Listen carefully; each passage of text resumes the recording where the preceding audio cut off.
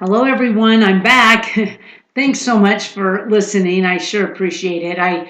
Today's podcast is going to be about adversity. But before I say a few words about that, I'm just going to answer a question that gets asked to me all the time. A lot of people have been wondering, what am I doing now that I'm not helping my mom run this swim school that we've had for so long in California? Well, it's been a lot of fun, actually. I have always enjoyed speaking and have had many opportunities, but recently I've had the opportunities to go into businesses to deal with their managers and to hopefully motivate them in some way to raise the bar in their own lives and to help to create $1 million experience for their customers. And so I've really enjoyed that. A few weeks ago, I went to the Coca-Cola Company.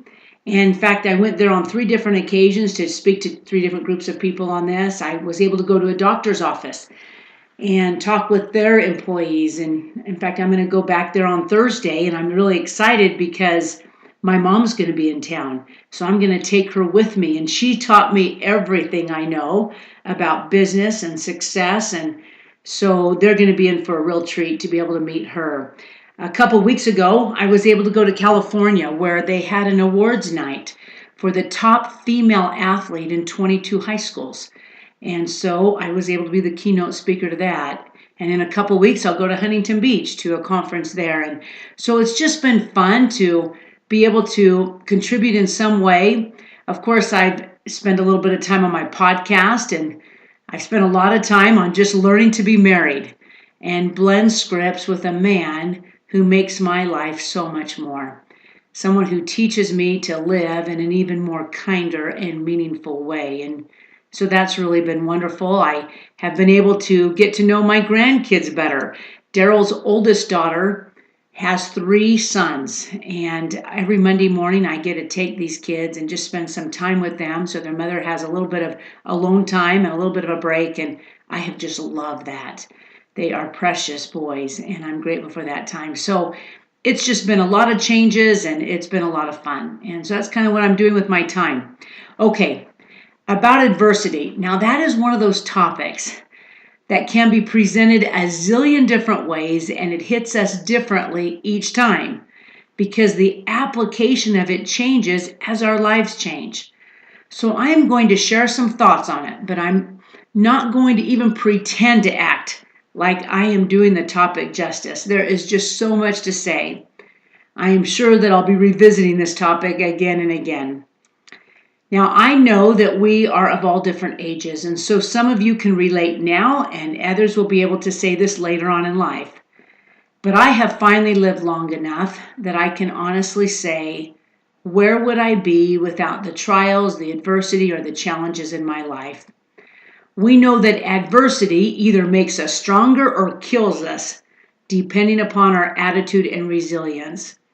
And we know that adversity or trials is what gives us the resistance we need to produce strength, to build character. Just like when we pick up a weight in the gym, we do it because we know it will provide some resistance to actually build a muscle. Well, we know that adversity or trials or opposition also provides the resistance in our lives to produce mental, emotional, spiritual, and physical muscle.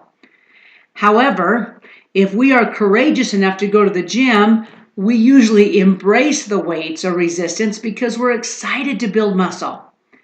But we don't often connect the dots in our day-to-day lives. In fact, sometimes we even run from adversity or resistance in life, even though we understand it is what brings us strength and wisdom and growth that will certainly be appreciated down the road. But we still don't want it now. So I don't think I'm going to tell you anything new about the value of resistance or trials in our lives, but I do want to try to help you and myself connect those dots so that we don't run from adversity, but learn to embrace it and use it as a conduit for a better and happier life. Okay, first of all, there are 2 principles that I'm going to share. The first one is this: the direction we are going, not where we are at right now, makes all the difference if we have trials or not. Now, let me give you an example. Do you remember years ago that program, The Biggest Loser? on TV. It was a reality show of heavy people losing weight. And I love that show because it was so inspiring and encouraging as you saw these bodies transform. But I remember specifically, there would be several times like this, but there would be like a guy that started off weighing 485 pounds. And he lost weight until he reached 399. And he would break into tears. He hadn't been in the 300s for years. And he was so excited. And I remember watching this and thinking, oh my goodness, if I hit 399, I would be devastated. I'd be curled up in a ball. I'd be sad. And I realized in watching this show that the number was not the issue. It was the direction you were going. 399 is a great number when you're going in a positive direction. It's not a great number when you're going in a negative direction. So that's when I realized that what would be a trial to me wasn't a trial to him because he was going in a positive direction. Or let's say that you were $20,000 in debt and you've been paying off that debt. Now you're only $10,000 in debt. You are feeling good. You're feeling lighter. You're feeling better. But let's say that you have never been in debt and now you're $10,000 in debt. You're devastated. You can't even sleep at night. You can't even go out and have a meal without feeling guilty. So I realized 10,000 is not the problem. It's the direction we're going that depends upon if that 10,000 is a trial or not. So the direction we're going has everything to do with if we see something as a trial or a setback or an obstacle. If we're going in a negative direction, it's a trial. If it's in a positive direction, it's not. So basically, if we are moving in a good direction in our life, one that includes discipline and love and accountability and progress, then we have just minimized our trials because our perspective has changed. That 399 pounds isn't a trial, and we don't see things in a negative way. The direction we are going literally changes our perspective on things and the amount of trials that we are experiencing. When we're going in a positive direction, what would be a trial to others isn't to us. Therefore, we have fewer trials. Does this make sense? So if you want to minimize your trials, always make sure you're moving in a positive, productive direction, whether it be for your body, your emotions, your spirit, or your business. Keep moving in a positive direction. This worked for me as a single person for so long. Being single could be a big trial when you want to be married and have a family as bad as I did. But I just kept moving in a positive direction, in positive ways. I kept exercising. I kept serving and helping others for my emotional health. I kept saving money so I always had a cushion and wouldn't stress out if my car broke down or if I had a big expense. I just kept filling the reservoirs in all areas of my life. And all of these things helped to minimize my trials. When more challenging times came, it was okay. I was progressing, prepared, and moving in a positive direction. This also works for our kids. If they are productive and moving in positive ways, then their challenges don't necessarily become trials. They just become a bump in the road. Okay, now that's my first thought. Secondly, I learned that we define our trials. We decide if something is a trial or not. I learned this vividly when I was 20 years old. I had decided to go on a mission for my church, to go on an LDS mission. I was excited, and what we do is we fill out paperwork and we send it into Salt Lake, and then they issue a call, and they can send us anywhere in the world. They're inspired about where they send us, and we trust that they know where we need to go. I was all excited. My oldest brother had gone to Italy. My second brother had gone to the Philippines, and I was hoping to go to someplace just as exotic. But at the same time, I knew that perhaps that's not where I was meant to go. And so I was willing to go anywhere in the world except Montana or Wyoming. I had decided that would be the worst place to go. Now, don't ask me why I chose those places. I'd never been there. I never had any experiences with Montana and Wyoming. I just thought that probably nothing great happens there. Now, looking back, there's a lot of other places that would be so much worse, but for some crazy reason, I decided that would be the worst place to go. And I told everyone that. In my prayers, I told my Heavenly Father that. I told my friends that. They would say, "Where do you want to go?" And I said, "I'll go anywhere, as long as it's not Montana or Wyoming." Well, the day came that I ran out to the mailbox and I saw that there was a letter from Salt Lake. And as I was starting to walk back towards the house, I was ripping open that letter as fast as I could. My dad happened to be out in the front yard, and so he quickly joined me. And so by the time I pulled the letter out, we read the words, "Becky, you've been called to the Montana Billings mission," which, by the way, includes 2/3 of Wyoming. I was devastated. In fact, I'm not real dramatic. I don't cry very much unless it's something sentimental, but I'm not a real dramatic person, but I fell into my Father's arms. I was devastated. I felt like if that was the worst place on the earth, then I must not be of that much value. I must not be very important. I must not be that capable. I read all these things into that scenario. I don't know why I did that, but I did, because I had decided it beforehand that that would be the worst thing. I want you to know I cried about it for weeks. It was devastating to me. It was so hard. I couldn't understand why I would be sent there. Well, I ended up arriving in Montana a couple months later, and I met all these other missionaries that were called to Montana. And I quickly found out that they never saw it as a trial, that was something I brought upon myself. I'm the one that decided that it would be the worst place. And they never thought that. It wasn't a trial to them. So what was a trial to me was not a trial to them. I realized right then that we define our trials. And by the way, I loved my mission. So let it be known, it was the greatest year and a half of my life.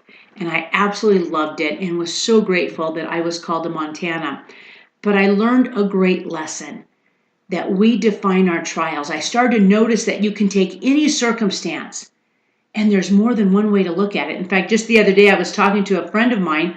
Her son is in Miami, Florida this summer selling pest control. And I was asking her how he likes it. And she said, well, actually, he was talking about how there are so many insects down there that it's just horrible on one hand, but on the other hand, it's going to make him a lot of money. So he's excited that there's all those insects. And so I thought, you can take what's a trial to one is a blessing to another. We've all known people that have gone through a divorce. And for some people, it's liberating. They were in a bad relationship. It was abusive. They now are free to grow and to move. And yet there's others that it's debilitating. There's those that have experienced death. I think back all the time about my father's death, and it was a time of great joy. When someone is struggling in their body to breathe and to function, you want them to be released from that. And I remember being so happy for him that he could leave his body and not be pained by it. I was excited for him that he could see his mom, who he hadn't seen since he was 17 when she passed away. It was a joyful time, and yet I know for others it's devastating. Being single for forever, it was hard. And yet there's those that use it as a productive time and a time to make a difference, and there's others that don't. So, and then you'll remember that I mentioned in my second podcast about Mike Shalappy, who was accidentally shot by his friend, and he was paralyzed from the waist down. And when he held up the bullet that was pulled from his spine, he said it made him the man that he was today. And yet there are others who are injured and paralyzed who go into a deep depression. So I started to realize that each of these things in and of themselves just are. They aren't good or bad until we define them, until we attach meaning to them. Now let me give you an example of both of these principles, going in the right direction and defining our trials. I'm going to tell you a great story about a man by the name of Jim Bernardi. I could have shared this story on the second podcast about playing the role of a victim, because he never did that. Or I could have shared it about the first podcast about going to Holland, the unexpected life. because he certainly did that. But I'm going to go ahead and share it right now to go along with adversity. But it's a great story. When I was young, my father used to train dogs, kind of as a hobby, as a second job. He loved dogs. And so we had about 100 dogs a week at our house for obedience training, and then he trained others for protection training. Well, when someone called and asked to have him train their dog for protection, he would have to test the dog. Not every dog makes a good protection dog. So he'd have to test them first. So this guy, Jim Bernardi, calls and says to my dad, I want you to test my dog, to train my dog. My dad said, great. Be here Saturday at 10 o'clock. He said, I want you to hop out of the car, hold on to the leash of your dog as tight as you can, and I'm going to come around the house with a full bodysuit on and sneak up on your dog, and we're going to see how your dog reacts, and he'll know by then if it's going to be a good protection dog. So Jim said, great. Saturday morning came at 10 o'clock, and my dad was looking out the front window as he watched Jim pull in, and he just kind of wanted to size up the dog and the situation, and he noticed that when Jim hopped out of the truck, that Jim did not have any legs. He was missing both of his legs, he was missing one of his arms, and one of his eyes. Well, my dad was concerned because by holding on to the dog with one hand, if the dog was aggressive, he was worried that the dog would pull Jim all over the parking lot. So my dad took off the bodysuit, walked on out, introduced himself, met Jim, and explained to Jim, these are my concerns. And Jim said to my dad, Blaine, I wouldn't worry about me. I'd be worried about you if I was you. And so my dad said, all right. So my dad went back, put on the bodysuit, and Jim on his left arm had a little bit of a stump, so he put the leash around that, and he used his right arm, the one with the hand on it, to hold on to the bumper of the car, of his truck. And so my dad snuck around, and this dog was aggressive, and it ended up being a great protection dog. And this was the beginning of a lifelong friendship with Jim. Jim had been blown up in a booby trap in Vietnam. When he woke up on his hospital bed, he said, I don't feel my left leg. And they said, it's gone. He goes, I don't feel my right leg. And they said, it's gone. He said, I don't feel my left arm. And they said, it's gone. And my right eye, they said, it's gone. And he says, okay. He now knew what he had to work with. Well, Jim went on to do great things. He married one of the nurses there. He went on to become Mr. Handicap Colorado and then Mr. Handicap America. When we met him, he was running a large ranch down in the Oceanside area of California. A ranch for those that are disabled, those that have lost an arm or a leg. He would teach them how to horseback ride and ski and swim.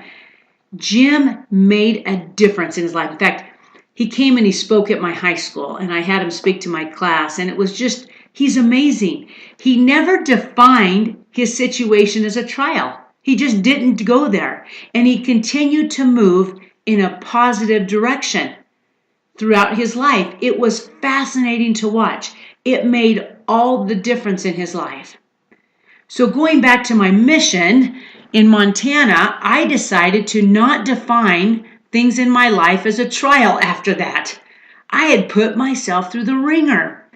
In fact, people have asked me what was the hardest time in my life, and I think they're expecting me to say like when I hit 40 and I realized I couldn't have a family of my own, or the fact that I wanted to be married so bad yet was single. But instead, I would always say when I got my mission call to Montana, and I am certain that they thought, well, if that's the extent of your hard life, then you have had it pretty easy. But it's not that I haven't had to pass through hard things. I just decided to make sure I was moving in a positive direction and that I didn't define every unmet expectation as a trial. So I hope that this helps in an effort to minimize the adversity in your life. We will still have adversity, and thankfully we do, so that we can become stronger and wiser. We don't have to label it a trial to learn and grow and become stronger. But having this perspective has sure made a difference in my life. I don't feel weighed down by circumstance or resistance or so-called trials in my life. I see the challenges in my life as a way to get closer to my goal or to the person I want to be. Again, resistance causes pain. Yes, just like the weights, or exercise in a gym. There's no getting around that. Even with the healthiest attitude, we will still experience pain, tears, and hardships. I don't want to minimize that. But as we continue in a positive direction in our lives, then these challenges can easily be defined as a blessing, just like a contestant on The Biggest Loser, going from 485 pounds to 399. As long as we are moving in a positive direction, we will find joy in our journey, speed bumps and all. Well, thanks again for listening, and I hope you have a great day, and we'll see you next time.